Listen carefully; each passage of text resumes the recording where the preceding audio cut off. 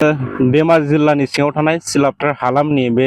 आरसिफोर restaurant थांनाय लोगोसे बेयाव एफसाइ गुदाम दङ खाथियावनो बे एफसाइ गुदाम थांनाय बे लामायाव दं लामानि जिथुनाखि सोरलां बोरलां लामा थासारिया जोबोद उसुबिदा बेयाव आङो अखम लाइभ 24 आरो बड' लाइभ 24 नि जानानै बे समाव आङो बे जिथुनाखि लामानि बे लामायाव आं दंफैयो बे लामायाव माखासे थांलाय फैलाय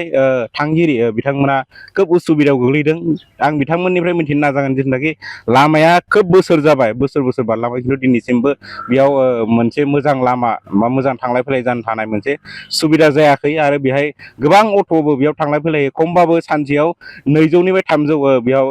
गारिफ्रा बेयाव थांलाय फैलाय खालामो কি খবৰ দাদা যিটো আমি দেখিবলৈ পোৱা গৈছে ৰাস্তাটো বহুত বেয়া হয় হয় তাৰ বিষয়ে মই আমাৰ চৰকাৰক জনাব বিচাৰোঁ যে আমাৰ ভগৱান চাৰিআলিৰ পৰা আৰচি পথাৰ যিটো ৰাস্তা আমাৰ গৈ আছে সেইটো আমাৰ বহু ৰাইজৰ অসুবিধাত সন্মুখীন হৈছে সেই গতিকে আমি চৰকাৰক জনাওঁ যে অতি শীঘ্ৰেই এই ৰাস্তাটো যেন বনাবলৈ অনুৰোধ জনাইছোঁ আমাৰ ৰাইজৰ ফালৰ পৰা আৰু এটা এফচিআই গুদাম আছে তাতো বহুত গাড়ী অহা যোৱা কৰি থাকে সেই গতিকে ৰাস্তাটো অতি শীঘ্ৰে যে আমাৰ বিজেপি চৰকাৰে হাতত লয় আৰু আমাৰ জনসাধাৰণৰ কাৰণে বহুত অসুবিধা আৰু ধূলি মাকতি পানী নৰ্দমা বহুতখিনি গোট খায় সেই গতিকে আমি আজি ৰাইজে হৈ এইখিনি অসুবিধা পাই আছোঁ আৰু বহু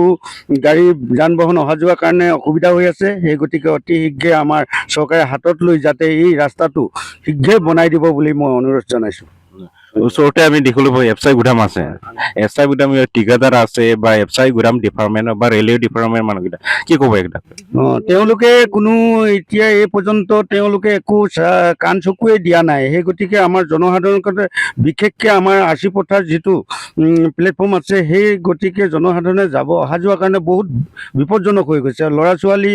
স্কুলৰ খাতিৰত অহা যোৱা কৰে সেই গতিকে গাড়ী মটৰ চলাবলৈও অসুবিধা হৈ গৈছে কিয়নো এফচিআই গাড়ীবিলাক প্ৰায় ভিৰ হৈ থাকে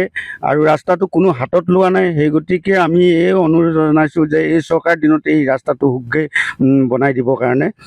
মই চৰকাৰক অনুৰোধ জনাইছোঁ धन्यबाद थाखिलु थारैनो नंगौ लामानि जिथुनाखि नुथाय बे नुथायखौ मोनसे दुखु गोनां बाथ्रा आरो बेयाव अट'निफ्राय लानानै जिथुनाखि गारि ट्राक गारि आरो बेवहाय एफसाइ गुदामनिफ्राय जिथुनाखि माइरं लाबोनाय बे गारिफ्रा बेवहाय खमबाबो सानसेयाव 200निफ्राय 300 गारि बेजों थांलाय फैलाय खालामो आरो लोगोसे बेवहाय जिथुनाखि आरसि पथार स्टेशननिफ्राय ओंखारनाय माखासे दावबायारि जिथुनाखि बिथांमोनाबो बेयाव थांनाय फैनायाव माखासे गोबां उसुबिदायाव गोग्लैदों केमेरा पार्सन बिथांमोना बे समाव जिथुनाखि सोरगिदिं बे लामानि नुथायखौ आं दिन्थिफुंनो थाखाय खावलायबाय बेयाव नुनो मोनदों खोब मोनसे बेयाव हान्थुसे आदैसे बेयाव दै जानाय जों बेखौ नुनो मोनदों बेयाव नुनो मोनगोन नै गोबां बे आरो अखा हायोब्ला खोब बे लामाया लोमजोबो आरो बेयाव गोथौ गोथौ हाखर जानानै दङ बेखौ नुनो मोनदों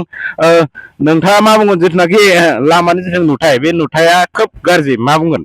लामायाथ' जोबोर गाज्रि जोंनो आरो स्टेसन प्लेटफर्म थांनायावबो गारि थांलाय फैलायाव बहुद उसुबिदा जायो आरो जों एफसिआइ गुदामबो दङ लामाया गोबावानो जाबाय रावबो बानाया नाया माथो गिदिर गोलाव दङ रावबो बानाया जोंनि लामाखौ बानायना होबा मोजां जागौमोन आरो थांलाय फैलायनि थाखाय सुबिदा मोजां जागौमोन सबनि थाखायबो रायजोफोरनि थाखाय मोजां जागोन खाथियावनो सकबो दं सकनियाव गोबां मानसिफ्रा थांलाय फैलाय खालामो मा बुंगोन बिसोरबो माथो रावबो खाथिरखौनो खालामा माथो रावबो आरो आं मा बुंबावनो आरो जिथुनाखि माखासे जोंनि ओनसोलनि दैदेनगिरि बा बिजेपि सरकारखौ मा खावलायो बिजेपि सरकारखौ खावलायो आङो अनुर'ध खालामो लामाखौ बानायना होगोन होननानै आसा खालामो आरो आं गोजोननाय थाबाय आं बे समाव दंमोन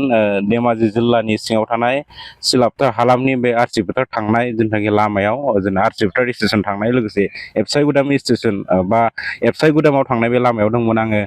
अखम लाइभ आरो बड' लाइभ जानानै खौरांगिरि मिनाराम बसुमतारी गोजोन्थों खुलुमबाय